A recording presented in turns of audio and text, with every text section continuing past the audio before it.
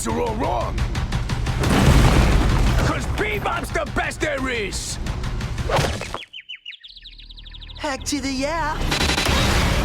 10 insanely good Teenage Mutant Ninja Turtles games that still feel fresh. Teenage Mutant Ninja Turtles started off as a comic book that sketched out the heroics of a quartet of teenage anthropomorphic turtle humanoids. The popularity soon poured into action figures, animated series, films, and eventually into video games as well. These games were an essential part of 90s gaming, and many of these are fondly remembered as the finest arcade action releases of this golden era. These games came up at a time when most people were obsessed with a strange pop culture phenomenon, and they had these moments that will always be a part of our memories. It was fun to debate with friends about which member of the group was the most powerful. Each of them had their own set of weapons and skills, and it was fun arguing about the coolest of them all. In this video, we have planned a throwback to the best TMNT games that are still fresh in our mind. Teenage Mutant Ninja Turtles 4: Turtles in Time.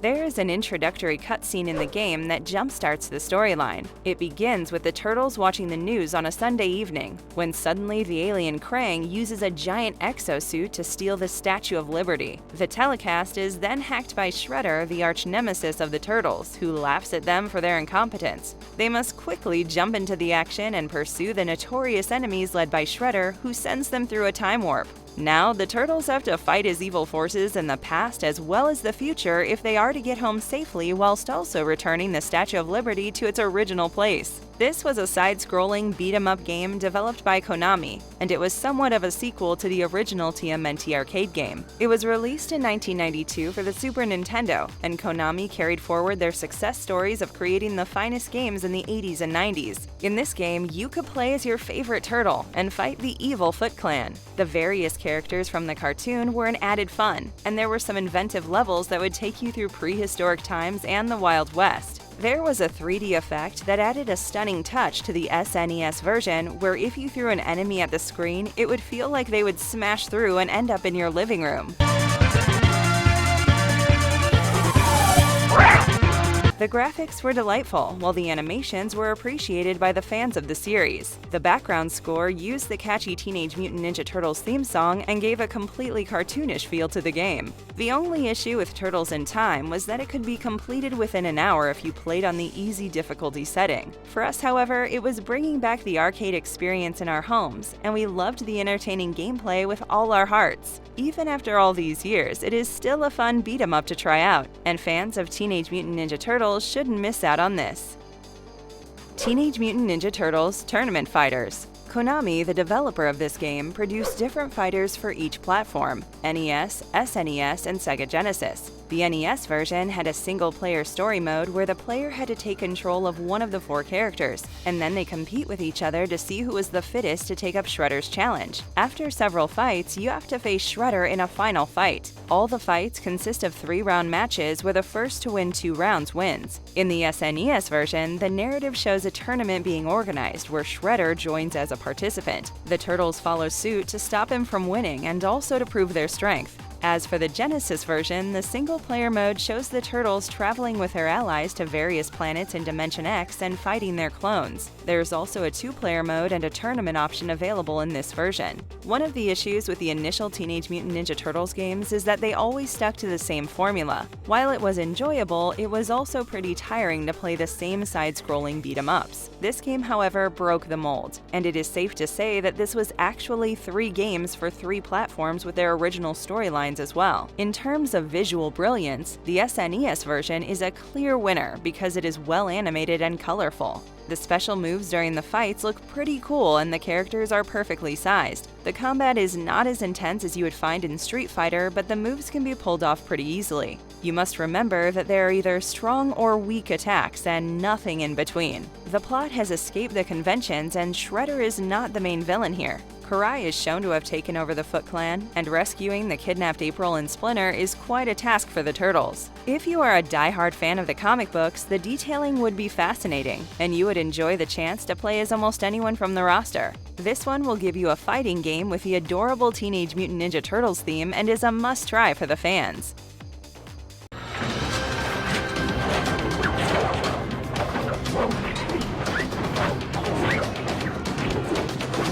Teenage Mutant Ninja Turtles: Mutants in Manhattan. The Turtles learn from April that Bebop is robbing a bank and they defeat him. They soon find out that his partner Rocksteady has plans to blow up the subway system with bombs, and the Turtles reach out to stop him as well. They're soon in a maze of villains as they deal with the likes of Slash, Karai, and finally their arch-nemesis Shredder. He is the hardest to beat, but the Turtles put in their best teamwork to get the better of the evil forces. New York is safe once again, at least for the time being. This game is as close to the comic books as possible, and the storyline where Shredder and Krang try to take over the world is pretty intriguing. The game holds a lot of promise, but monotony proves to be the downfall as the repetitive moves get a bit boring after a point. While you pursue the 9 bosses, you will find them in familiar locations like the sewers and rooftops. The tasks include anything from disarming bombs to killing the enemies and infiltrating the hideouts. Doesn't take much time, and soon you would put the bosses to their deaths. And that little piggy ran wah, wah, wah. The chaotic combat sequences are somewhat disturbing, and the turtles that are controlled by online partners or artificial intelligence always jump into the fray, creating a mess. The fights could have been a lot smoother. The bosses look cool, and we love the humor on offer throughout the narrative. However, the repetitive stages with similar things happening again and again left us a bit frustrated. The fighting styles of the Turtles have been homogenized, and this takes some of the uniqueness out of the picture. Overall, the repetitiveness is disappointing in an otherwise engaging game, and it could have been much better than how it turned out. Teenage Mutant Ninja Turtles 3: The Manhattan Project. The Turtles are vacationing in Florida and watching the news report by April O'Neil. Suddenly, the broadcast is hijacked by the dreaded villain Shredder, who takes her hostage. He challenges the Turtles to try and stop him as he turns Manhattan into a floating island. The Turtles must act quickly and save the city and April. You have to move through 8 levels that start from the beaches of Florida to the floating Manhattan. This game was released for NES in the year 1992, and it's understandable why this has been more of a forgotten gem in the series. The focus of the gamers was largely on the SNES, and Turtles in Time was doing great. However, we have a soft spot for this title, and we feel that it is one of the better games in the series. Konami had created this as a last adventure for NES users, and the story stays relatively close to Teenage Mutant Ninja Turtles 2. The gameplay is identical as well, and there are some cool attacks to look forward to. Leonardo's Tornado Spin Attack and Donatello's Spinning Thrust proved to be quite effective against bosses, and Michelangelo's Kangaroo Kick is simply breathtaking. You have to play strategically to earn bonus points that can garner you an extra life, because it is essential if you intend to complete the game. The exotic locations were mesmerizing, and they offered a visually enriching experience.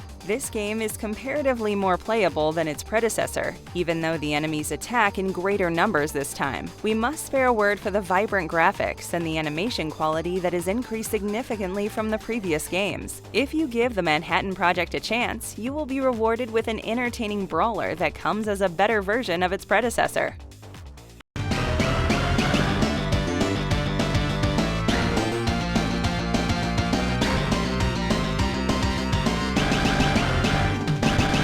Teenage Mutant Ninja Turtles: The Hyperstone Heist. It's just another day as April O'Neil is reporting from Liberty Island when things take a drastic turn. Suddenly, she and her audience witness a bizarre flash of light, and consequently, Manhattan Island starts to shrink. The age-old villain in the Teenage Mutant Ninja Turtles universe, Shredder, hijacks the airways and threatens the world with his powers, which come from the Hyperstone that is in his possession. It is a secret treasure from Dimension X, and as long as Shredder holds it, he possesses a serious threat to the world. The Turtles must stop him somehow before it's too late. This game was released in 1992 for the Sega Genesis, and Konami was once again in charge of developing this amazing game. They did take their own sweet time before going to the Genesis, but once they did, there was no stopping them. However, we have to say that the Hyperstone Heist did not live up to the expectations of the fans because much of the content was simply recycled due to a tight budget. It uses a mixture of levels from Turtles in Time and adds some new bosses and levels for a slight change. The game grows noticeably darker than Turtles in Time, and even the color palette complies with the ideas.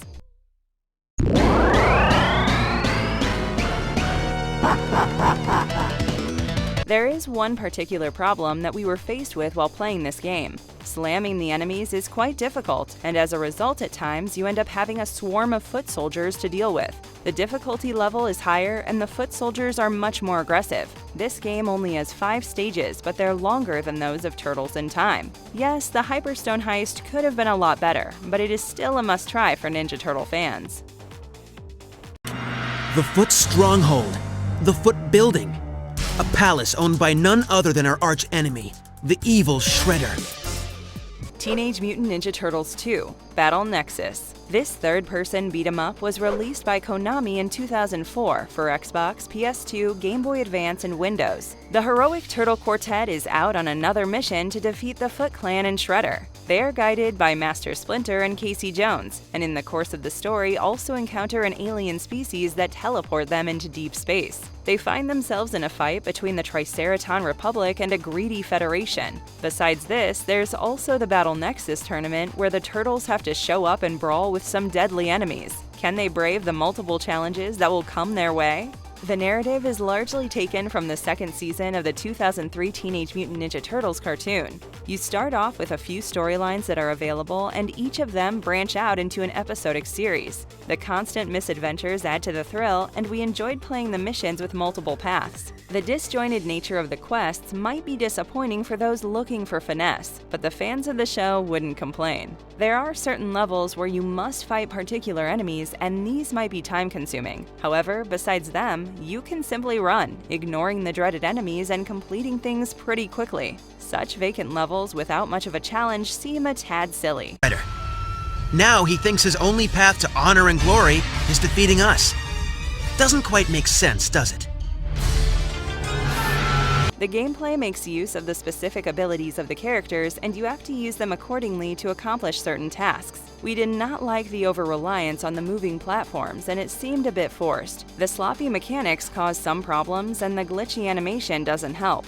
The combat is entertaining, but it would have been better if we got smart AI like in some of the other TMNT games. Another problem that bothered us was the communal life bar that depreciates for everyone when one character suffers damage. The graphics and designs are pretty decent, and overall it might be a satisfactory experience, even though it won't prove to be as great as some of the others.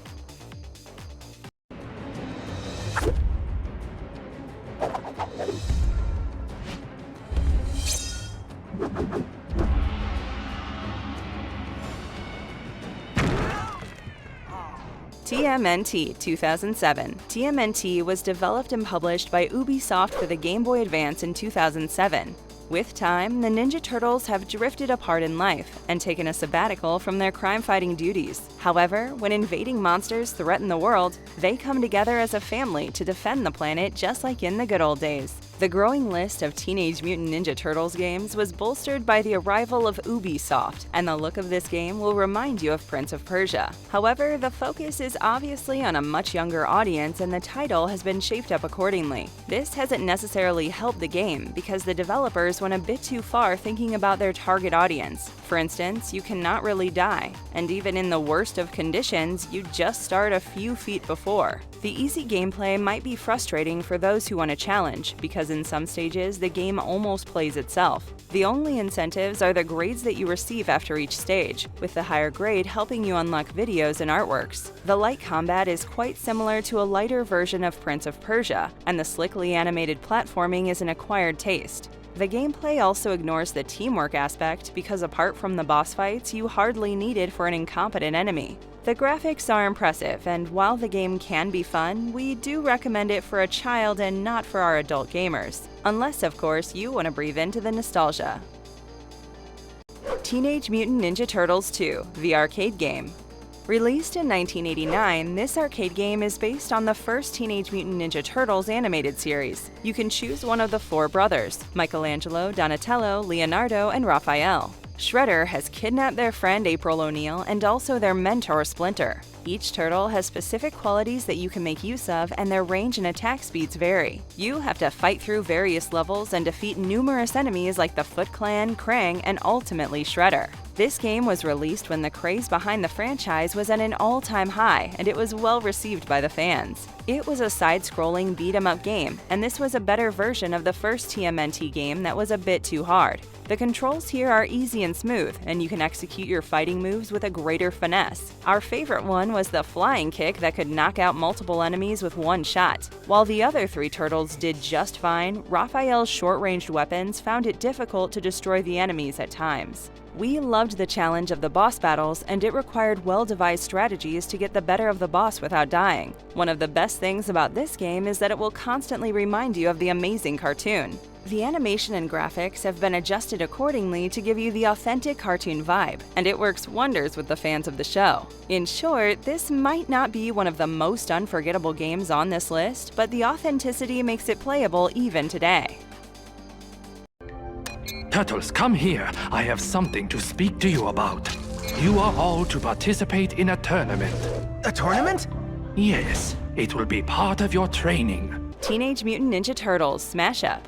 This game was developed by Game Arts and published by Ubisoft for Wii and PS2. The game involves much more interaction with the environment than before, and it was a welcome change for the fans. The visual style of the 2007 CGI film has been retained in this game, and we aren't complaining. In fact, the graphics and the designs were the strongest assets here, and once again, the similarities with Prince of Persia are bound to be noticed. The gameplay is fun and addictive, and it is exciting to jump and climb and pounce on your enemies all the way across the arena. The dynamic camera work offers a better insight into the intense action that unravels, and the various tournament modes are interesting additions. Smash Up is essentially a fighter that has the usual characters from TMNT in different arenas. The tag team is an enjoyable addition, and you can pick 2 characters to fight for your team in this mode. Some good-looking environments and impressive characters add to the fun, and the artwork is clearly a throwback to the comic books. The humor is a bit goofy, but it is not an entirely childish presentation like some of the other TMNT entries.